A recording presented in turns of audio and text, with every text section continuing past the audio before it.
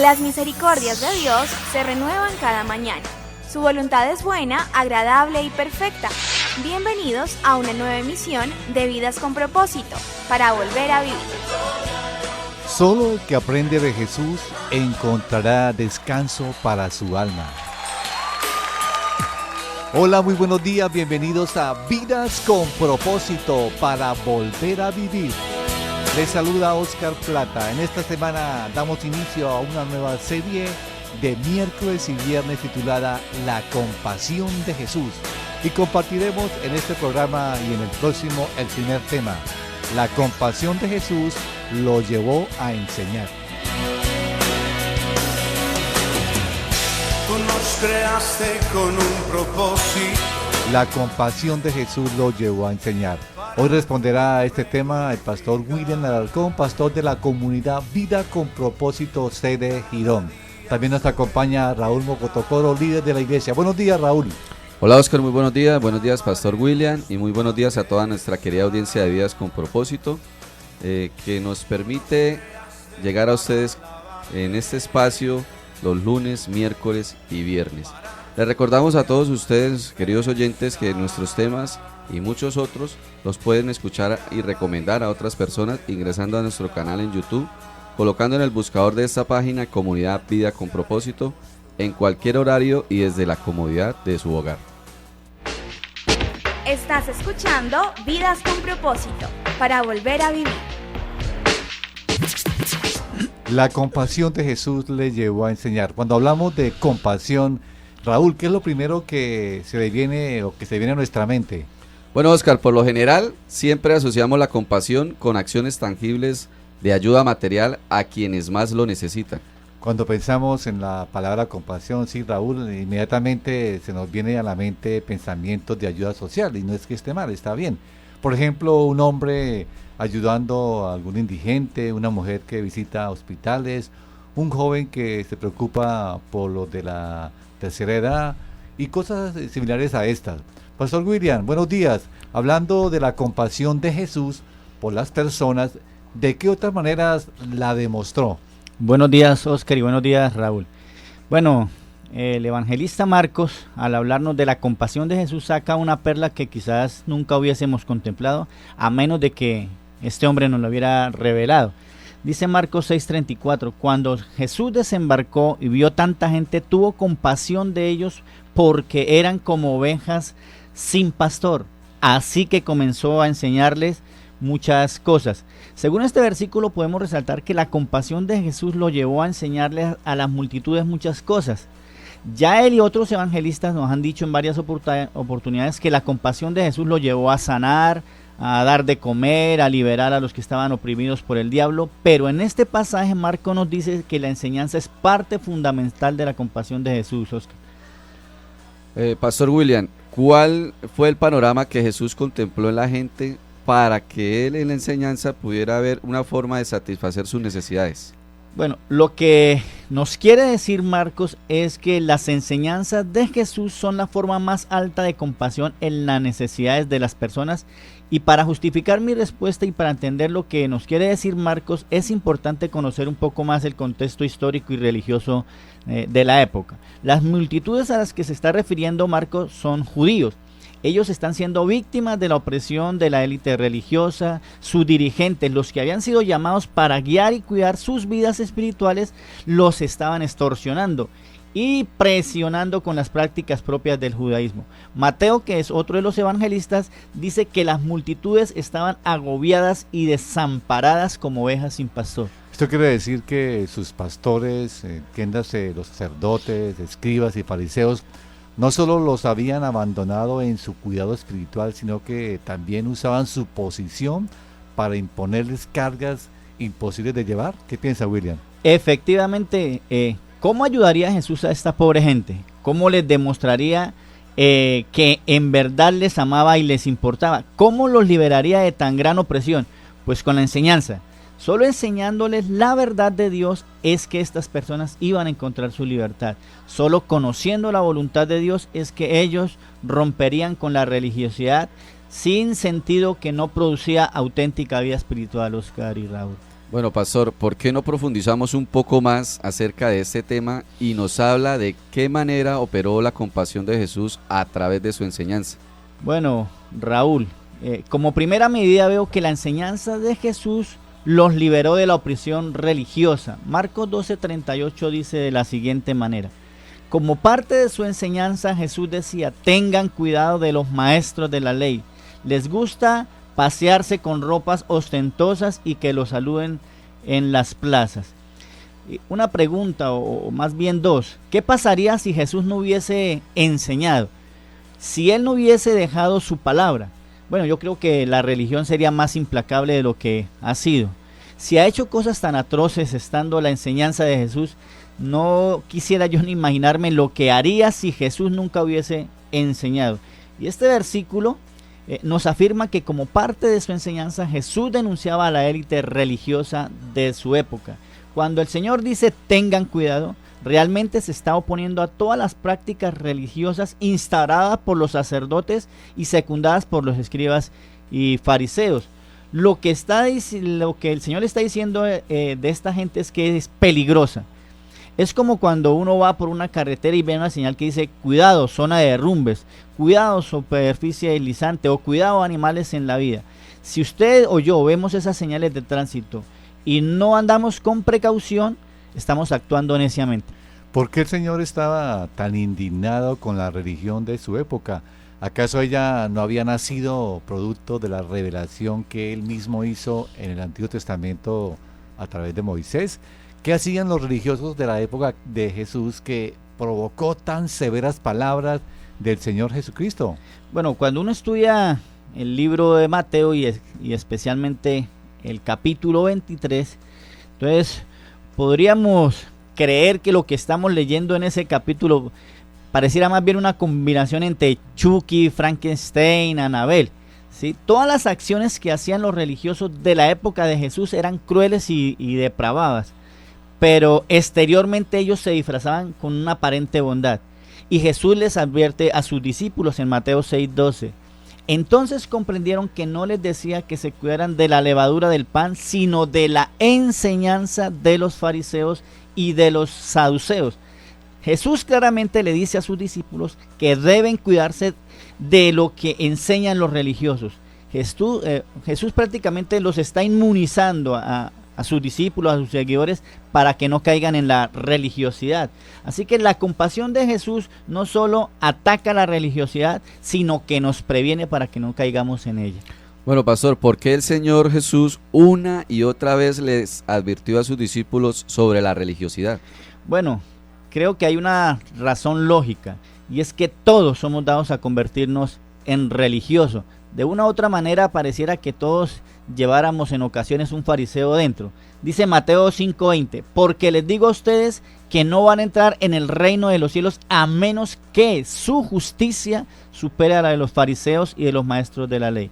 Cuando nosotros leemos o escuchamos las palabras de los escribas, o cuando escuchamos el nombre escriba o fariseo, inmediatamente a nuestra mente viene una persona falsa, una persona que finge, una persona mala. Tan crueles fueron los fariseos y los maestros de la ley que llegaron a votar para que mataran al Hijo de Dios. Pero cuando uno lee el relato bíblico, debe entender que eso no era lo que pensaban ni los discípulos ni las multitudes que estaban escuchando a Jesús. Cuando ellos escuchaban la palabra escriba, fariseo, sacerdote o levita, que eran los encargados de la ley y de impartir la ley y enseñarla, inmediatamente venían a sus mentes pensamientos de una persona que efectivamente enseña la ley de Dios, es una persona que ayuda a los necesitados, es una persona que guarda la ley, es una persona que no quebrantaba el día de reposo, una persona que había sido consagrada para servir a Dios, pero en ningún momento en falsedad.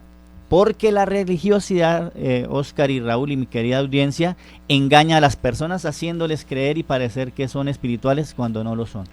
William, lo que usted quiere enseñarnos es que dentro del contexto judío de aquel tiempo de Jesús, el imaginario que tenía la gente, los fariseos, los maestros de la ley, los sacerdotes, era gente impecable, gente que era los modelos a seguir en aquel tiempo. Pues de luego hoy nosotros sabemos que eran hipócritas por lo que Jesús los denunció. pero en aquel tiempo eran personas consideradas íntegras y los modelos a seguir en cuanto a la parte religiosa. Efectivamente, lo que sucede es que Jesús sí conoce el corazón y el interior de ellos. Los que estaban viéndolos pues no lo conocían exactamente, ellos solamente veían su fachada, pero no el interior de su corazón, y Jesús sí los desenmascara y nos dice, ¿no? Nos hace ver la religiosidad. O sea, Jesús mira mucho más allá de la apariencia. Ajá. Bueno, muy bien, vamos a ver entonces ahora otro aspecto de este tema, pero vamos ahora a un pequeño espacio musical.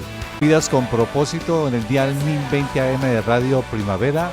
La compasión de Jesús lo llevó a enseñar. Jesús a sus discípulos les previno sobre el cuidado que debían tener con los religiosos de su época.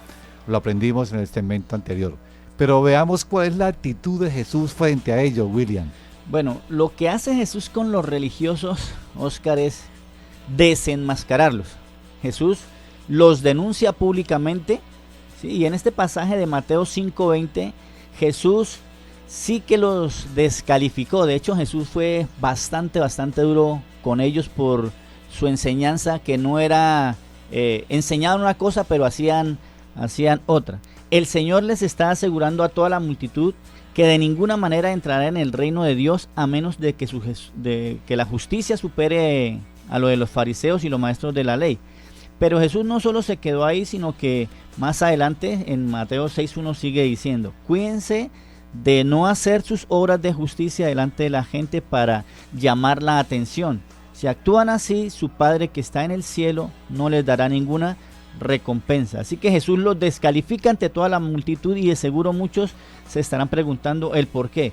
Bueno, la multitud está confundida porque sus héroes, sus modelos, sus referentes, según las palabras de Jesús, están fuera del reino de Dios. Pastor William, entonces, si ellos no aplican, ¿quién podrá entrar en el reino de Dios? Bueno, lógicamente que ningún religioso, ¿no? Jesús les enseñó primeramente a sus discípulos que se cuidaran de la enseñanza de los religiosos. Él permitió que esa enseñanza llegara a los que simpatizaban con su mensaje. O sea, esto quiere decir que el Señor no quería que los simpatizantes se dejaran arrastrar por las cosas atractivas que tiene la religión, porque ellas los descalificarían para el reino de Dios. Los que entrarán en el reino de Dios son todos aquellos que con sinceridad y sencillez de corazón siguen al Señor. Dice Mateo 23:15: ay de ustedes, maestros de la ley y fariseos hipócritas, recorren tierra y mar para ganar un solo adepto, y cuando lo han logrado lo hacen 2 veces más merecedor del infierno que ustedes. ¿Qué es lo que hay detrás de los religiosos para que Jesús diga tan duras palabras? Bueno, Oscar, vamos a responder esta pregunta con otro versículo. Permítame leérselo, Lucas 12:1. Mientras tanto se habían reunido millares de personas, tantas que se atropellaban unas a otras. Jesús comenzó a hablar dirigiéndose primero a sus discípulos: cuídense de la levadura de los fariseos, o sea, de la hipocresía. Y pienso en este punto, porque aquí es donde creo que es el punto, la idea medular y central de este primer punto, o a donde queremos llegar. El Señor está tan molesto con los religiosos porque todas sus buenas acciones eran una fachada, o sea, eran un antifaz, eran un disfraz que ellos colocaban. En realidad nada de lo que hacían era por amor y temor a Dios. En ellos había un motor, en ellos había una motivación, en ellos había una razón para hacer las cosas. Su nombre es la hipocresía, porque el Señor lo está diciendo ahí. Esto es lo que realmente hay en el corazón del religioso. ¿Qué ocasionó en los religiosos la enseñanza de Jesús, pastor? Bueno, vamos a leer otro versículo para entender un poco más. Lucas 19:47 dice: todos los días enseñaban en el templo, y los jefes de los sacerdotes, los maestros de la ley y los dirigentes del pueblo procuraban matarlo. Es bien interesante. Lo que ocasionó la enseñanza fue odio hacia Jesús. Jesús sencillamente fue el instrumento que Dios usó para evidenciar lo que había en el interior del corazón de los religiosos. Las personas más buenas, más justas, más bondadosas, ¿sí?, más conocedoras de Dios, más íntegras, procuraban matar al Hijo de Dios, a Jesucristo. Ellos están empeñados, ¿sí?, en acabar con la vida de Jesús, ellos no están intentando matar a alguien que hace lo malo o a un criminal. No, ellos quieren deshacerse de alguien que les ha abierto los ojos a los ciegos, a alguien que ha sanado a muchísimos enfermos, a alguien que ha dado de comer a las multitudes, a alguien que una y otra vez ha dicho que viene para hacer la voluntad de Dios, a alguien que los desenmascaró en su vida. Ya que hablamos de este tema de la religiosidad y que es tan peligrosa, digamos, para nuestra vida, ¿cómo saber si yo he caído, si alguien ha caído en la religiosidad? Bueno, vamos a hacer un test, unas varias preguntas, y eso nos ayudará a nosotros a saber si hemos caído en la religiosidad. Número 1, ¿hace cosas buenas que en verdad no desea? Pregúntese ahí usted, mi querido oyente. ¿Es para usted una carga ir a la iglesia, orar, leer la Biblia? Otra pregunta puede ser, ¿se ve tratando de hacer buenas obras para ganarse la salvación? Y una quinta pregunta, ¿las hace para que los demás lo admiren, lo respeten o lleven una buena impresión suya? Si alguna de estas respuestas es positiva, entonces usted está o podría estar cayendo en religiosidad. ¿De qué manera podemos evitar entonces caer en religiosidad o salir de ella, William? Bueno, entonces 5 consejos tal vez nos podrían ayudar, ¿sí? Y el número 1, recuerde que usted vive para la audiencia de uno solo, Dios. O sea, yo no vivo para que nadie más me esté mirando ni para que la gente hable bien o mal. Yo vivo para Dios. No vivo para el que dirán, ¿no? Exactamente. No, yo vivo es para Dios, para la gloria de Dios. Número 2, examine constantemente sus motivaciones. ¿Qué le lleva a usted a hacer las cosas? ¿Sí? La motivación suya es para que Dios le vea, para que Dios se agrade, para que la gloria de Dios sea exaltada o para que la gente diga cosas de usted buenas. Número 3, jamás intente comprar el favor de Dios. Dios no es nadie que se deje comprar. Así que lo que yo intente hacer bueno, no comprará a Dios, no comprará mi salvación. Los cristianos tenemos claro que la salvación no es por obras, pero a veces tendemos también a comprar el favor de Dios, sobre todo con nuestros actos, digamos, de espiritualidad, con oración, con ayuno y aún dando ofrendas, ¿no? Es una forma a veces también de caer en religiosidad, pretendiendo comprar el favor de Dios. Exactamente, a eso es lo que podríamos llamar ser religioso. No, Dios no se deja comprar a Dios no lo podemos impresionar. Eso es así de sencillo. Número 4, Oscar y Raúl, conozca muy bien las palabras de Jesús. Si nosotros no vamos a la Escritura, si no entendemos la enseñanza de Jesús, fácilmente nosotros caemos en religiosidad como lo fueron los fariseos y los maestros de la ley. Así que yo le animo a que usted estudie, profundice la palabra de Dios. No se quede simplemente con la lectura, no, profundice, examínelas bien.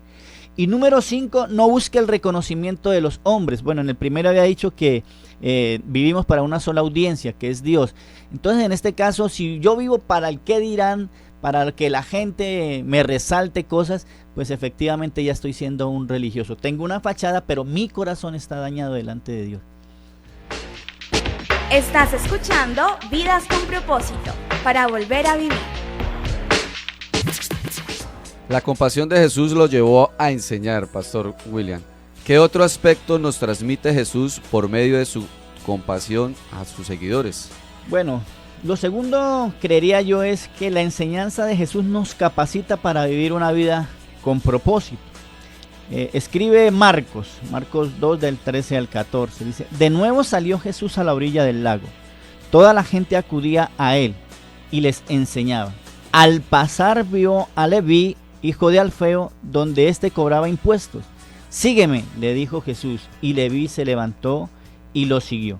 Mateo lo tenía todo excepto una vida con propósito o vida espiritual, ¿sí? Él se paseaba por las altas esferas de la sociedad judía porque tenía dinero. Recuerda, era un recaudador de impuestos, trabajaba para el Imperio Romano, así que él podía explotar a los mismos judíos, a sus mismos compatriotas, y eso le hacía tener muchas ganancias. Pero ¿sí? aunque tenía mucho dinero, parece que no tenía un propósito claro en la vida. Exactamente, no tenía propósito, estaba vacío en su vida. Su propósito era ganar y ganar dinero, ¿sí? Pero ese no es el propósito de la vida, como lo muestra el Señor. Entonces Mateo se pasaba en los centros comerciales de su época, ¿cierto? Compraba lo que quería, pero realmente él no podía comprar lo más importante, no podía comprar su vida.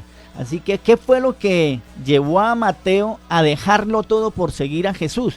Y no podemos decir que era dinero porque Jesús no le ofrecía, ¿cierto?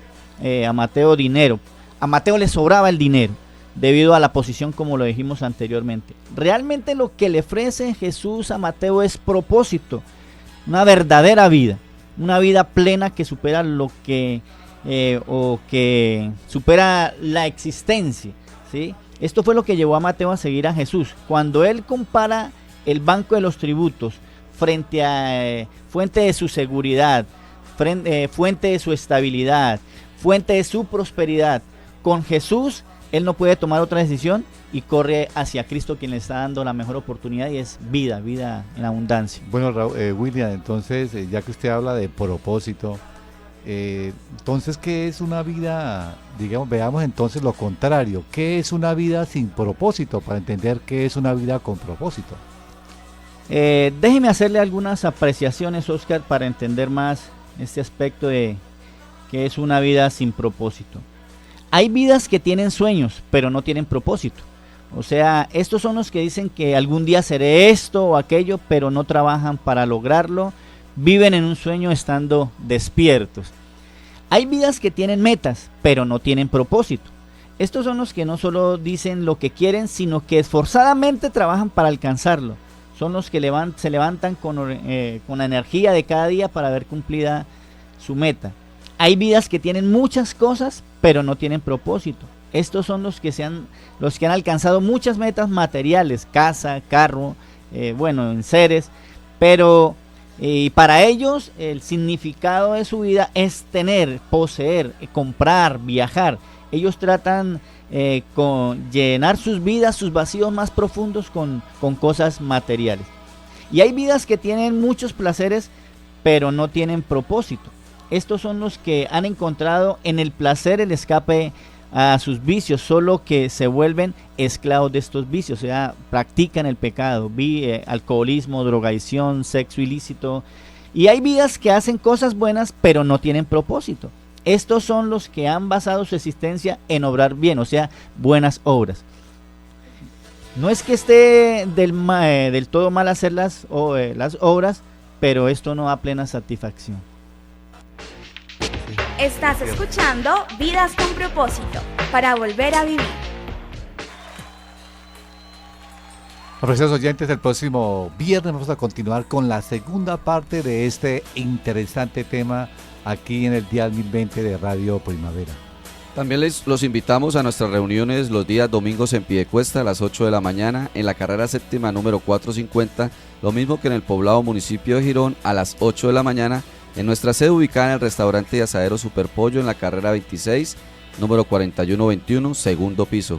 Y en Bucaramanga a las 5 de la tarde en la carrera 18, número 1922, Colegio Americano. Bueno, William, ya que usted está acá, que es el pastor encargado de la sede de Girón, me gustaría que invitara a los oyentes de Girón para que estén el domingo en el culto de este domingo. Bueno, quiero invitarlos este domingo 8 de la mañana a nuestra reunión dominical. Esperamos en el asadero Superpollo, eso está en la carrera 26, número 4121, un segundo piso. Eso es en el poblado Girón, ¿no? Poblado Girón, cerca del rompoy del poblado, una cuadra ahí, como quien va hacia el parque principal de Girón. Esperamos para que escuchen la palabra del Señor y sean altamente bendecidos. Domingos de 8 a 9:30. De 8 a 9:30, sí, lo esperamos con mucho gusto. Bueno, apreciado oyente, nos vemos entonces el próximo viernes. Gracias por escucharnos. Si desea comunicarse con nosotros, nos puede llamar al teléfono 316-404-3113, 316-404-3113. Y les deseamos que pasen un día muy feliz.